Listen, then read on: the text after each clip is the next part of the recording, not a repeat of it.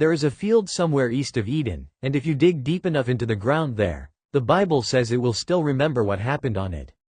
Not because of a fossil.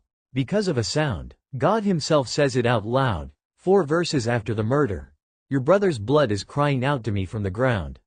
Not, cried out, is crying out, present tense, as if the scream never actually stopped. This is the first murder in human history, and almost everyone already knows the outline. 2 brothers, 1 offering accepted, 1 rejected, a field, a killing. But the details Genesis actually gives you are stranger and more personal than the Sunday school version you grew up with. So let's go back to the field. Cain and Abel are the first 2 children ever born to 2 parents who remembered, firsthand, what perfect used to feel like. Adam and Eve had walked in a garden with no shame in it. Their sons never got to. Cain becomes a worker of the ground, literally, in Hebrew, an Od Adamah, a servant of the soil his own parents were cursed to sweat over. Abel becomes a keeper of sheep. And at some point, both of them bring an offering to God. Cain brings some of the fruit of the ground. Abel brings the firstborn of his flock, and their fat portions, the best cuts, offered first, offered fully. Here's what most people miss about this moment. The text never says God rejected Cain's offering because it was plants instead of meat. Grain offerings show up later in the law as fully acceptable to God. The problem wasn't the category. It was the posture. Abel brought his best, first. Cain just brought some. And God's response to Cain is almost tender, if you slow down and actually read it. Why are you angry, and why has your face fallen? If you do well, will you not be accepted? God doesn't slam a door on Cain here. He opens one, gently, and warns him what's on the other side of the one he's about to walk through instead. Sin is crouching at the door. Its desire is for you, but you must rule over it. In the Hebrew, that word for crouching, revetz, is the same word used elsewhere for a predator lying in wait. God is telling Cain, directly, in plain language, there is something waiting to devour you right now, and you still have a choice. Cain chooses anyway. He says something to his brother. The text says only, Cain spoke to Abel his brother, and then leaves you hanging on exactly what was said, and honestly, that silence might be the most chilling detail in the whole story. Whatever it was, it got Abel out into the field, alone, with no witnesses except the ground itself. And there, Cain rises up against his brother and kills him. Stop here for a second, because this is worth sitting with. This is not an accident. This is not a crime of passion committed in blind rage. God had just warned Cain, specifically, that this exact temptation was crouching at his door. Cain heard the warning, and he still walked toward the field anyway. If this is the kind of thread you like pulling on, the details tucked inside stories you thought you already knew, this channel exists for exactly that, every week. Now here's where the story gets almost unbearably personal, because God's next words to Cain aren't a lightning bolt. They're a question. Where is Abel your brother? And Cain's answer is the second most quoted line from this entire chapter. I do not know. Am I my brother's keeper? Which is, if you think about it, one of the most audacious lies ever spoken. Cain, standing in front of the God who watches sparrows fall, casually pretending he doesn't know where his own murdered brother's body is. And that's when God tells him about the sound. Your brother's blood is crying out to me from the ground. The Hebrew word used for blood here, damim, is actually plural.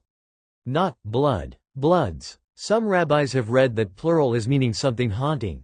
It isn't only Abel's blood crying out. It's the blood of every child Abel never got to have.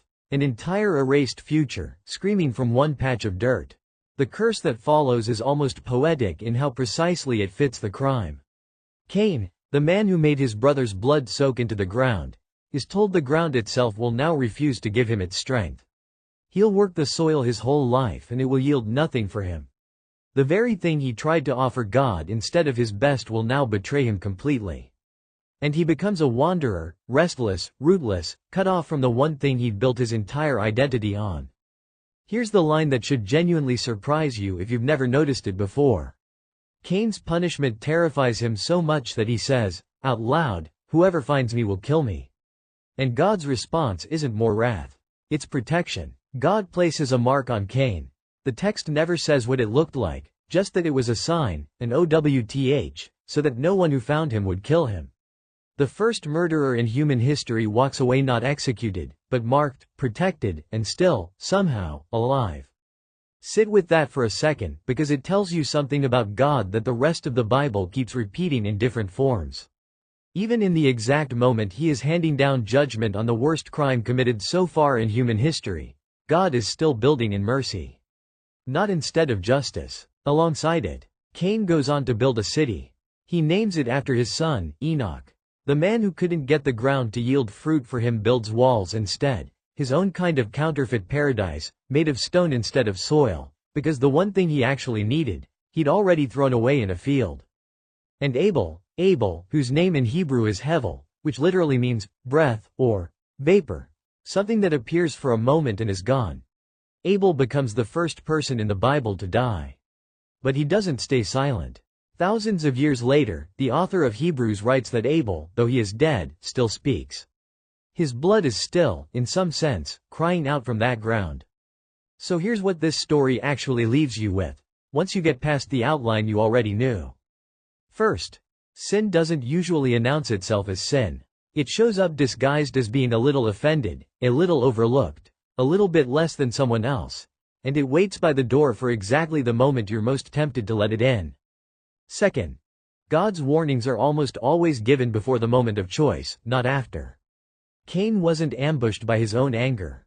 He was warned, specifically, and chose it anyway. The warning doesn't disappear just because you decide to ignore it. And third, the one worth carrying with you longest. Some things you do can't be undone, and Cain never got his brother back, no matter how many cities he built afterward to compensate. But even standing over that field, God still offered Cain protection instead of abandonment. If there's a field in your own life you're avoiding walking back into, this story says something important. Judgment and mercy were never opposites in the mind of God. They walked into that field together, and they are both still there. The ground remembers, but so does the God who hears it.